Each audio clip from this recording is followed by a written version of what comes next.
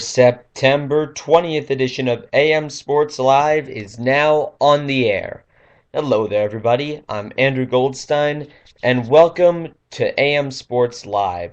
Oh, it's like I was doing two intros there. I kind of like it. I'm going to keep that for future shows.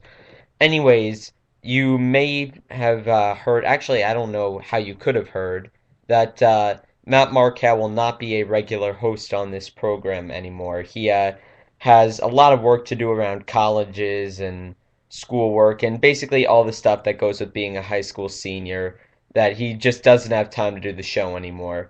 And he explained that to me this morning, and well, it was unfortunate because we had a good thing going there.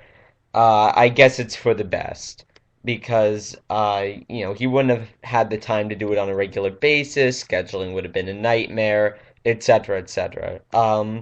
For those of you who really liked Markow, myself among them, he will be appearing as a semi-frequent guest on the show, maybe about once a month is the estimate he gave me. And on that show, we're going to be breaking down pop culture, doing the bad movie of the month, which we were going to do this Friday, but he just switched into my AP statistics class, so he's bogged down with like four statistics related assignments right now. And over the summer, I felt his pain, so I had no problem relieving him of his duties for this particular show. But what was I saying? Yes, bad movie of the month. We were going to do that today, but obviously we're not going to do that today because Markow is not here with us. But he'll be joining us once every month now instead of every show to offer his opinions on something sports, mostly pop culture.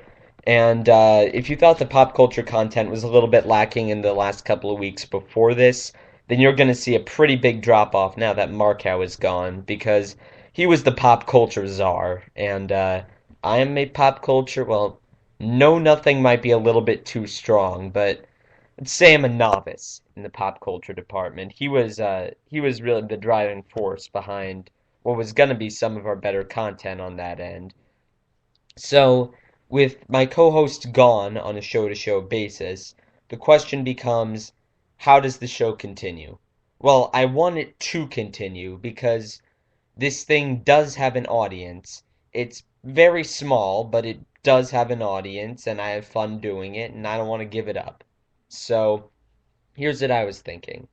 Here's some of my thoughts, and you can react to them in the comments by clicking the little thought bubble and messaging me. You could tell me what you think of them on Twitter. They're just thoughts. You can offer your own, and I'll decide where to go from there. Anyways, I could keep the same scheduling we have now, Tuesdays and Fridays, for about 45 minutes to an hour, although this show will probably be a little bit shorter because, I kind of had short notice and had to cram in a lot of stuff. It's kind of been a hectic week. I could just resume our regular scheduling. I'm not sure how well that would work, but I could give it a try. Another thing I could do is start doing the show every day for 10 to 15 minutes. It would be less like a show and more like a monologue every day. So that is one option on the table. Another option would be to just do the show sporadically whenever an event worthy of talking about happens, and then I could go on and do the show. The good part about that is it relieves me from having to prep as intensely, and I could focus on applying for college, managing three APs, and doing whatever else is required of a high school student these days. The bad news about that solution is that the only way you can really grow your audience is if you're producing regular content, preferably at scheduled times. And, if I just did a show at random whenever an event came up that inspired me sufficiently to talk about it, then, I'm not really going to grow my audience. I have a tough enough time as it is getting people to listen, doing it on a regular basis on Tuesdays and Fridays. But that is one option, and, maybe I'll consider that. And, I feel like there was another one that I was thinking about. I'll bring it up if I think about it later in the show, but those are really the big three in terms of things I could do with the show going forward. Because, at least for the foreseeable future, like I mentioned, I don't want to cancel it. It's too much fun. I like interfacing and interacting with people about sports. I liked having Markow on to talk about this, and Ray will still be coming on, so will Markow. Liam will be making an occasional appearance. I'm gonna try and get some of my friends from sports broadcasting camps to appear on the show. So I guess maybe the ratio I want to attain is half the shows with guests, half without them. That's gonna be tough to do, but I am gonna give it a try.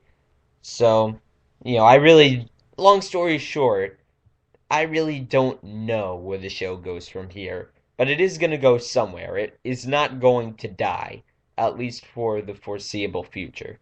So, I'm just I just want to bring you the content. For the people that enjoy listening to me, I want to keep you happy, keep you satisfied, keep delivering the quality football analysis and overall sports jargon and banter that I know I'm capable of delivering. And for those of you who watch this, or listen to this show, I should say, only for Markow, then sorry, pal. Not sure what I can do for you at this point. Just know that we appreciated your listens. Anyways, now that we got that somewhat somber part of the show over, it's time to get to the fun part. NFL Week 3 happening in 2 days. Well, actually, I shouldn't say that because it already kicked off on Thursday with Kansas City's 26-16 victory over the Eagles.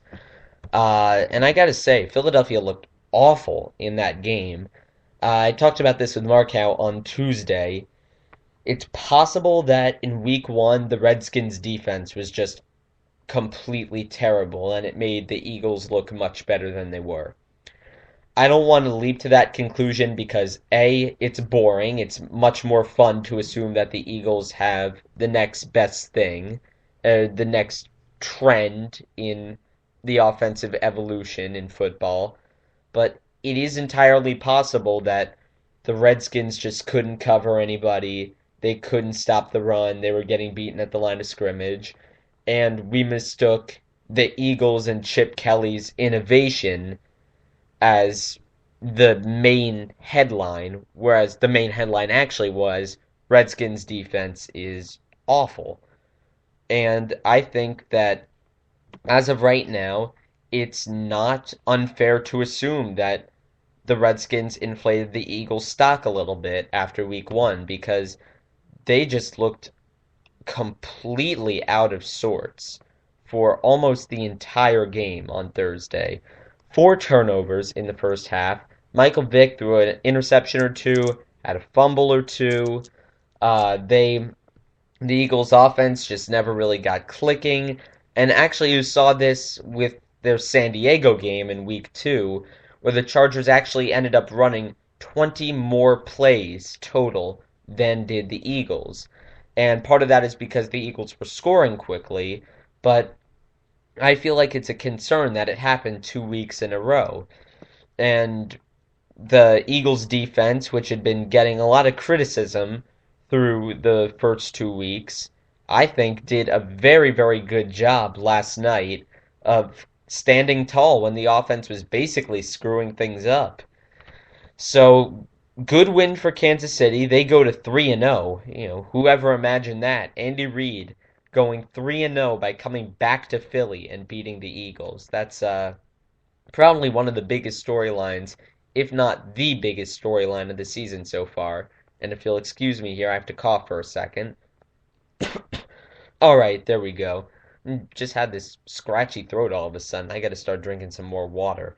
Anyways, that's irrelevant. We are going to move on to the week 3 games, and I'm going to offer my picks, some opinions, and I'll try to mix in some humor, but I'm operating on like 4 or 5 hours sleep right now, so the funny part of my brain, if it did exist, is probably shut down a couple hours ago, but I'll do my best. So, first game on the docket, Texans at the Ravens. it I don't know how to describe the Texans' performance. It wasn't good. You know what? I do know how to describe it. It wasn't good. They barely beat the Tennessee Titans at home. It was a game they should have won easily. Instead, they won it 30 to 24 in overtime. And Matt Schaub was awful in that game. Andre Johnson's performance, DeAndre Hopkins' performance, they made him look much better than he actually was. But he made some terrible throws. That pick six he had in the fourth quarter, I could tell you that he threw it absolutely perfectly to the Tennessee defense. Just right to Altron Burner, 10 yards downfield, no receiver within 5 yards of him, and he can just waltz right in for the touchdown. And initially, the announcers blamed it on an error in route running by DeAndre Hopkins, but it was revealed in the post-game press conference that that wasn't the case. It was an awful throw by Schaub, and he made a number of them, but DeAndre Hopkins made some amazing catches. Andre Johnson moved the chains. The Texans did what they needed to do in order to get a win, and I was sweating out the end to that game because I had the Texans in my Eliminator Challenge pool on ESPN, and I didn't want to get out in the second week because that's just embarrassing. So I'm glad they won. I'm glad that the Texans were able to scratch and claw their way to 2-0, and now they go to Baltimore to face the Ravens. Now, the last time they were there, the Ravens ran around, through, over, and every which direction on the Texans. Ray Rice finished with a bunch of yards. Texans really couldn't get anything going on offense.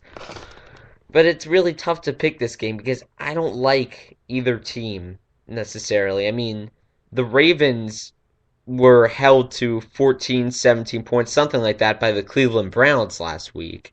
That was a one-score game for most of the game with Brandon Weeden at quarterback. So, you know what? I don't like Matt Schaub on the road.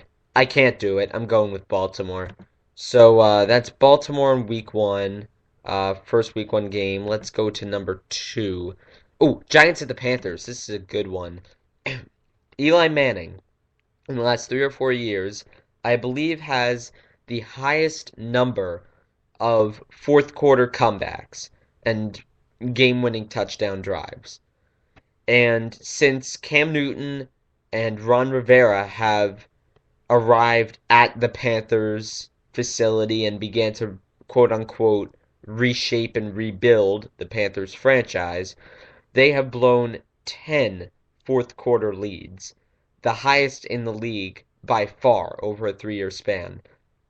Under Ron Rivera's tenure as head coach, they have blown almost as many fourth quarter leads, once again, 10, as they have won games, 13. They've won 13 games and they've blown 10 fourth quarter leads. And the Giants are 0-2. So they've done enough with last season's horrible end and the less than desirable start to this season to sucker everybody out, and now they're going to go on their nobody believes in us run. You know, you're not fooling me this time, Giants. I'm going to take the Giants in a fourth quarter comeback win. I'm going to go with, what's the score here? 35-31. Yeah, I like that. 35-31 Giants. Moving right along. Lions at the Redskins. Now, this is a must win for the Redskins. They're 0-2 right now. I believe no team since 1989, 1990. I know it was the Bills. It might have been 1990. No team since them has ever started the season 0-3 and came all the way back to make the playoffs. You know, we're not even talking Super Bowl. We're talking playoffs. Okay, I'm sorry. That joke got old, like ever since Budweiser started running those commercials. That was awful on my part. I apologize. But Detroit in Washington. Washington facing a must-win game. this is another tough one. We have three fairly tough games to pick to open the week. I feel like this is one of those games where Detroit's going to make a bunch of mental errors. Robert Griffin III is going to get some long runs. The Washington crowd is going to be going crazy. You know what? The Redskins feel like they're going to play like they're a team in desperation for this game. You always see one game every year where the 0-2 team just completely blows out whoever they're playing. They play like they really, really, really need that win. And the Lions, they're very susceptible to teams like that because they're undisciplined. They have had a ton of penalties through the first 2 weeks. Their defense has been a little bit questionable. I'm going to go with the Redskins. And I believe the Lions are actually favored by 4.5 in that game, so I'd take the Redskins money line there. Moving along, Chargers at the Titans. I really don't think that there could be a less interesting game. Uh, I guess I'm gonna go with the Titans here because I'm really wary of the West Coast team traveling east for the 1 o'clock game thing. But the Chargers did that last week against the Eagles, and it worked out fairly well. So I guess the moral of the story here is that I really don't know when it comes to these two teams. The Chargers and the Titans in recent years have always made us wait until like week 8 or so to really show their true colors and reveal to the league who they really are. And this is just one of those games where it's in the first 3 weeks. You don't really know a ton about either team. And like I've watched both of their games for both teams, and I still don't feel like I know enough to really predict this accurately. So I'm gonna go with the home team, and I'm gonna go with the West Coast East Coast effect. I'm gonna take the Titans here. Um, Cardinals at the Saints in the next one. I like New Orleans here. I really do. I feel like they're going to really be revved up to go 3-0. They're back from Bounty Gate. They have Sean Payton back there. They're in the Superdome. Drew Brees he had his one game where he was kind of shaky. It usually happens against Tampa Bay. Last year it happened against Atlanta. It's usually one game with Drew Brees where he's facing a division opponent. He throws two or three picks. Saints either win by a little bit or lose, and Brees got that game out of the way. And I'm really not enamored with the Cardinals' offensive line. I think that Rob Ryan's blitzes are going to be very effective, as they have been on both Tampa Bay and Atlanta so far. I am going to take New Orleans in this one. All right, Buccaneers at the Patriots. I hate taking the Patriots in anything ever, and they looked awful in their win over the Jets on Thursday night last week. But at the same time, Tampa Bay is going into Gillette Stadium. The Patriots just had 10 days to prepare for a team whose entire offensive philosophy is just throw things at Vincent Jackson and eventually he'll catch them. So I feel like the Patriots aren't going to have too much of a problem winning this one. So moving right along, Packers at the Bengals. I'm not sure if this qualifies as an upset because everybody's jumping on the Bengals bandwagon, but I like Cincinnati in this game. I'm looking at this Packers offensive line, and I still can't figure out who's going to block Geno Atkins. I don't know exactly who's going to cover AJ Green. I feel like Cincinnati has enough depth in the secondary to put guys on all the Packers receivers. You could put, for instance, Leon Hall on Greg Jennings. You could go with maybe a Dre Kirkpatrick on somebody like Jordy Nelson. Or, sorry, not Jordy Nelson, James Jones, perhaps. Maybe stick him on Randall Cobb if you want to shut the slot down. I like Cincinnati here. I think that the Packers O-line is even worse than I thought they were going to be, and I think that Cincinnati's going to take advantage of that. So, scrolling down, next on the docket, the second to last game in the 1 o'clock series, Rams at the Cowboys. Hmm. I like Dallas for this one. Uh, St. Louis is another team that I haven't quite figured out what to do with yet. They've been kind of mediocre, and I feel like Dallas has also been kind of mediocre so far. So I think they're essentially a wash, and when teams are a wash, the best thing to do is to pick the home team. And also for the Rams, I'm not sure who's blocking DeMarcus Ware because Roger Saffold kind of suffered a little bit of an injury last week. I don't know who on the Rams has the size to cover Des Bryant.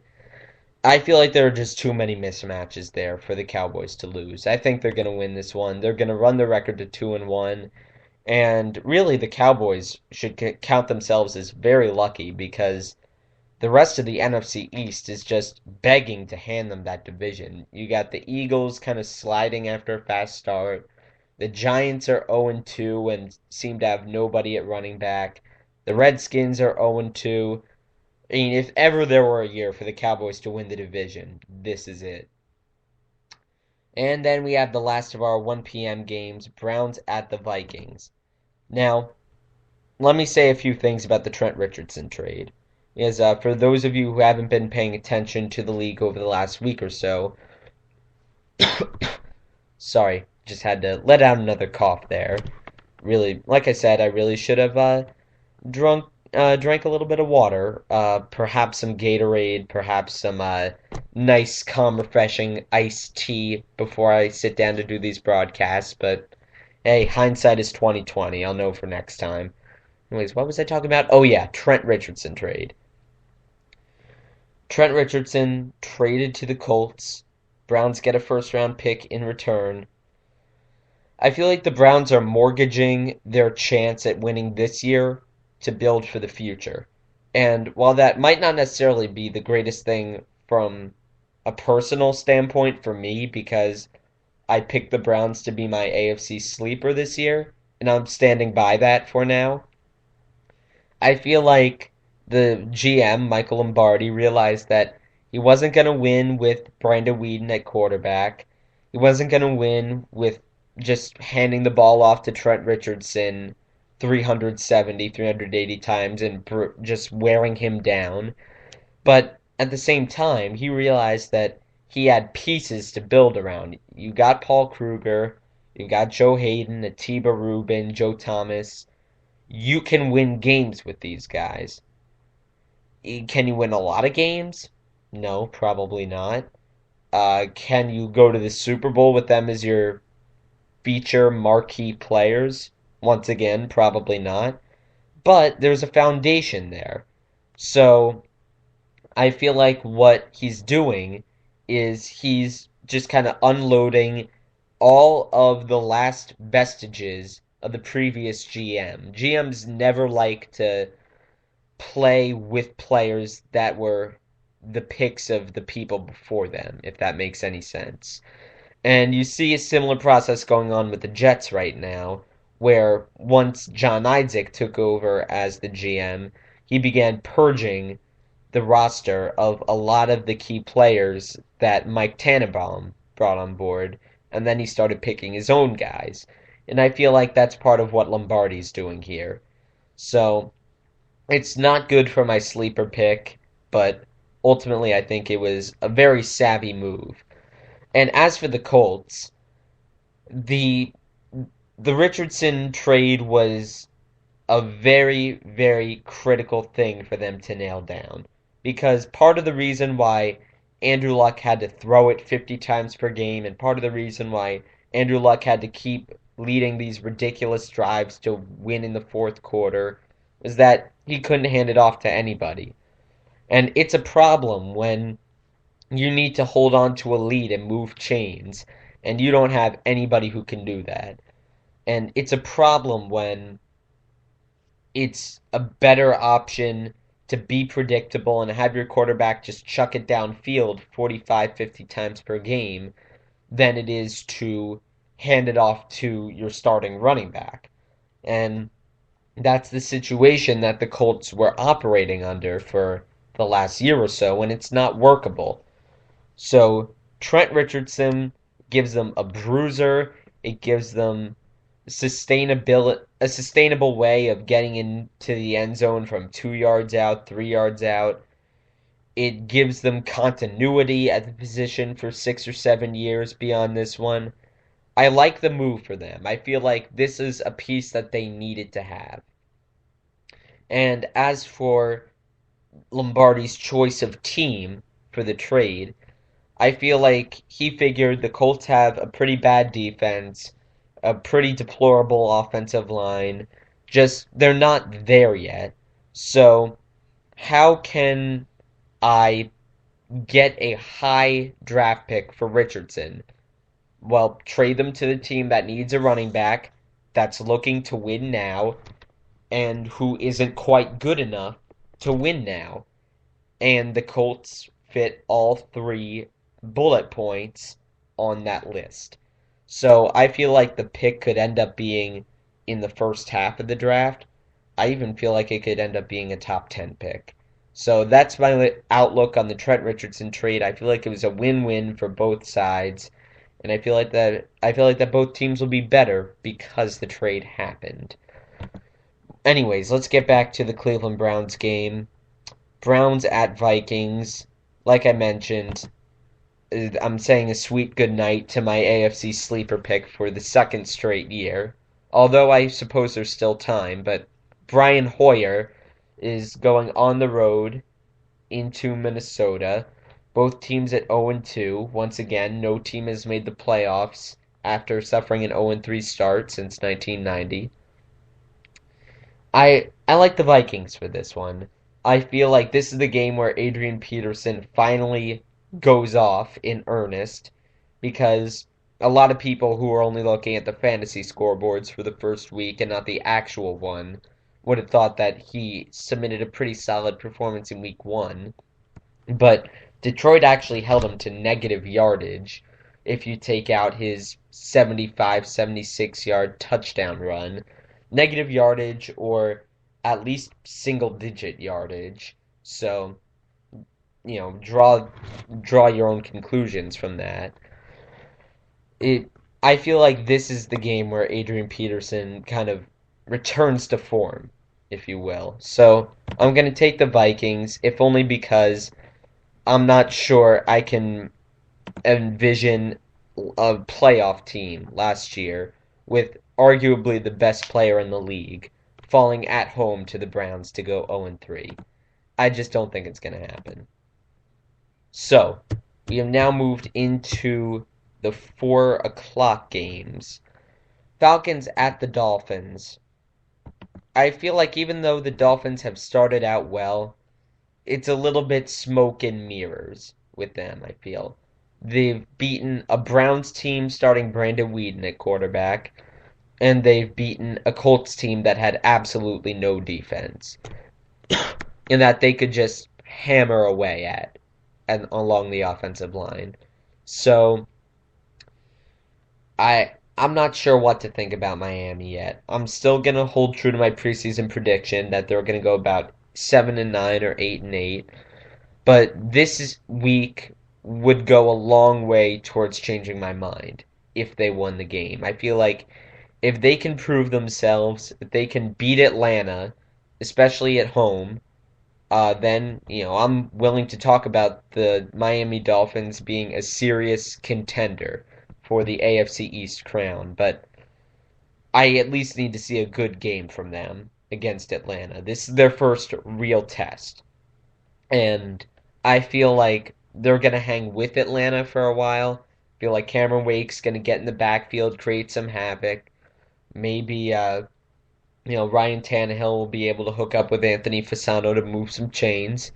But ultimately, I feel like Julio Jones and Roddy White, if he's healthy, will end up being a little bit too much for Miami to keep pace with.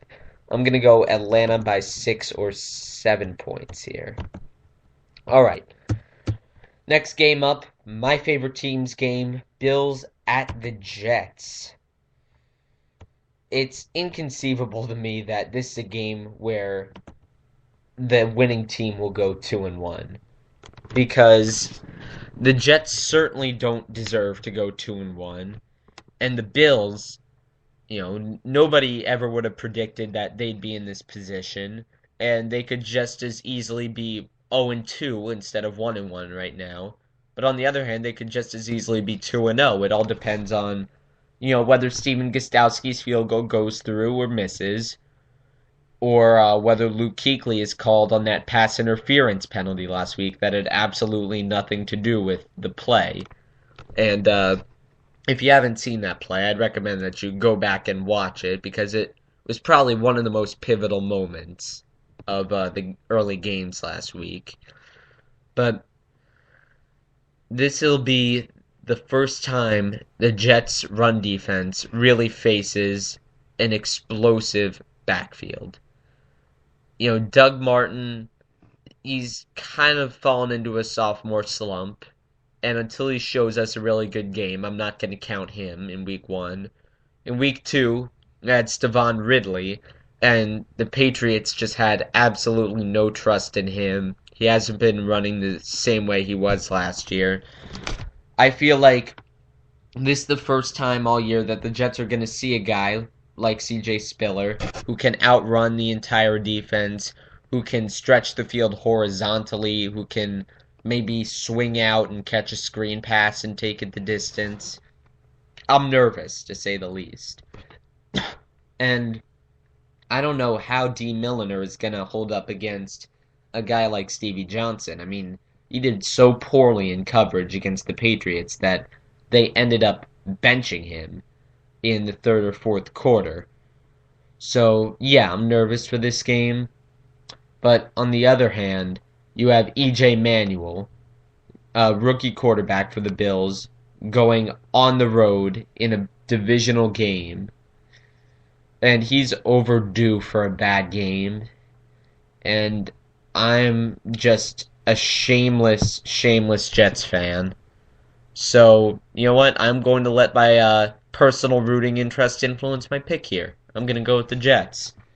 And if you think that I'm being biased or irrational, you're probably right. I am. So let's move on to our next game. Jaguars at the Seahawks. The game that will be picked in like half the entries in ESPN Eliminator Challenge this week. The line on this one, and this is more a game of how high will the betting line go rather than who will win.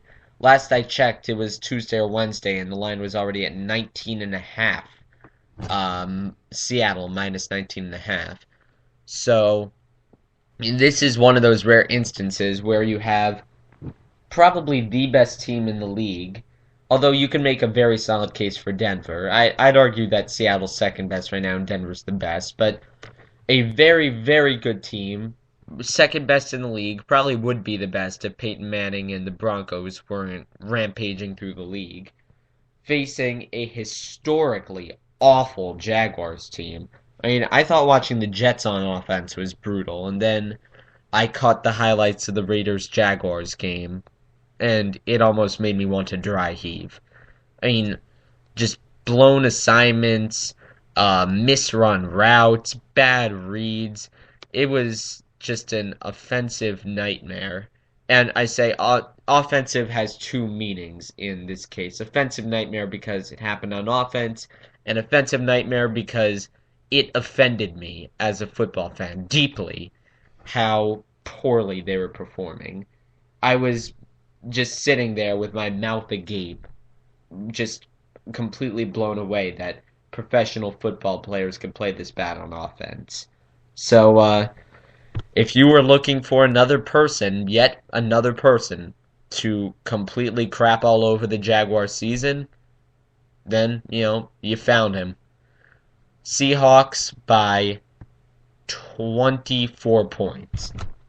But with that said, I will be rooting pretty hard for the Jaguars, if for no other reason than to see half of the entries in the ESPN.com Eliminator Challenge just completely destroyed. I did not pick Seahawks over the Jaguars because it is my policy to not go with the game that everybody else is picking if I can at all avoid it. Because my rationale is that if the public were that smart, then they'd all win the Eliminator Challenge, myself included. So I make it a policy to not go with the public as much as I can. So that is my rant on the Jaguars, and we have three more games, and then I'm actually gonna wrap up. Well, actually, two more games. Just the Sunday nighter. No. Oh wait, I skipped Colts Niners. Three more games. Three more. And then I'm going to wrap this show up. I'm debating whether to discuss the season finale of the newsroom, but screw it. I might just do that on the next show because I'm tired. My throat's getting a little bit scratchy, and I suddenly have the hankering to go play Game Dev Tycoon. By the way, if you're looking for a good video game recommendation, Game Dev Tycoon on the PC. It's like $10. It's fun. Buy it. And as for their development company, Greenheart Games, I gave you that endorsement for free. The next one will cost you. And that is another one of my patented tangents. Hope you enjoyed it. So, Colts at the 49ers. This is just going to be an annihilation on the front lines. I don't feel like the public fully realizes how bad the Colts front seven is and how much and to what extent you can run on them. And by the same token, I feel like people kind of forgot how good the Niners were on that end. And the Niners are in that mode where they're pissed off because they were just humiliated by their biggest rival. And they're finally back at home. And they're facing a Colts team that basically the Colts' weaknesses correspond to the Niners' strengths. The Colts are weak on the offensive and defensive lines. The Niners are extremely strong in those areas. So they're going to be generating insane push off the ball. They are going to win handily. So that settles it for Sunday's main action. We have the Sunday night game and the Monday night game to go. Bears at the Steelers. The Steelers have looked fairly terrible for the first 2 weeks. That goes with having your center out. I never trust teams with centers that are down. And the Bears, I'm not quite sure what to think of them. I mean, Jay Cutler is Jay Cutler at this point. He'll have his one good game per year. I mean, really good game. He'll have a couple decent ones, couple average ones, couple bad ones, and then one just awful, epic stink bomb. And I'm trying to gauge when that stink bomb is going to be. I can't tell for sure, but he's facing the Steelers on the road, a team that he's historically struggled against. And the Steelers need this win to keep their season alive. And I feel like just for no reason, I know that this is a bad reason to pick a football game because you quote unquote had a gut feeling. That's led to many millions of dollars lost in Vegas. But I have the gut feeling that this is going to be Jay Cutler's one awful game where he fumbles it twice, he gets negative fantasy points, he throws 3 interceptions, he does whatever. It usually happens on the road, usually happens against a team whose defense can create some turnovers. I'm going to go with the Steelers here. That's going to be my upset for the week. And then we're going to get to the Monday night game, which is my personal Eliminator Challenge pick, Broncos over the Raiders. I feel like I wanted to hop on the Broncos bandwagon early and use that pick when they were still cruising through everybody and Peyton Manning was throwing 4 and 5 touchdowns. And before they get to the tough part of their schedule and before they're really grinding out games. So I'm going to picked the Broncos to demolish the Raiders by over 35 points. I mean, we've seen Peyton Manning just completely go off in the first two games, and I'm excited to see him do it again on Monday night. And if the Raiders end up winning this game, then my Eliminator Challenge pick will face a sweet good night in week 3, which is only slightly less embarrassing than week 2. Alright, so I've made it through all of the NFL games. Feel free to use those picks if you want to lose money.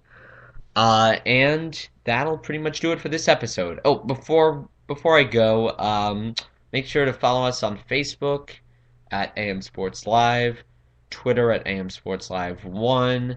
I've been fairly inactive on Twitter over the last week, but that's because, circumstances were a little bit out of whack. I had a bunch of homework to do for the Thursday night game. I had uh, I had to go meet some family on Sunday, and I was watching the games there, so I didn't have the chance to tweet very much. But rest assured, I'll be getting back on that very soon. So, at AM Sports Live 1 on Twitter. You could submit any questions you have to amsportslive@gmail.com. Make sure to follow National Sports on Spreaker.com and to subscribe to our YouTube channel if you like listening to our broadcasts while images of the audio waves of our voice are in the background. So that'll just about do it. Oh, one more thing. Since Matt isn't a part of the show anymore, I mean, he is a part of the show. He founded the thing and he'll be back occasionally. But since he's not a regular host anymore, I feel like I should change the title of the show from AM Sports Live because, it's no longer Andrew and Matt. And also maybe change it to something a little more football oriented since that's the bulk of my expertise. I mean, I do have a pretty significant basketball expertise too and some pop culture expertise. And maybe I should just stick with AM Sports Live. Maybe I should change it. I don't really know. So if you have any suggestions for anything to change the name to, if you think I should keep it as AM Sports Live or change it, just whatever your opinions are about the name or anything else, the format of the show, just whatever you got. You can comment on any of our broadcasts. You can tweet me, email us at amsportslive@gmail.com.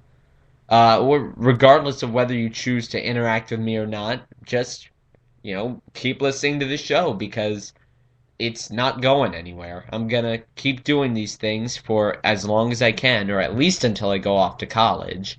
And after that, we'll see if I'm still able to do so. It might switch over into a little bit of a new form if I, not if I go off to college, because I am going off to college, but if I get in their university broadcast center or team up with somebody else. I don't know. College is a little bit too far down the road to be thinking of what to do with my broadcast at that point. We still got an entire NFL season to go. We got the entire basketball season to go. We have Machete Kills still to be released, and make no mistake, Mark Howe will be returning to break down Machete Kills with me. Yeah, and I'm rambling now, so I'd better sign off. Yeah, that's a good idea. I'd better go get a drink of water, finish up writing some stuff, and then, go to bed, play video games. I really don't know what I'm gonna do. Yeah, but that's kind of irrelevant. For now, thank you very much for listening, and I would appreciate your continued support if you'd be so kind as to give it, only if you enjoy the content, of course. And that's just about all I have to say. Thank you for listening, and your September 20th edition of AM Sports Live is now off the air. So long, everybody.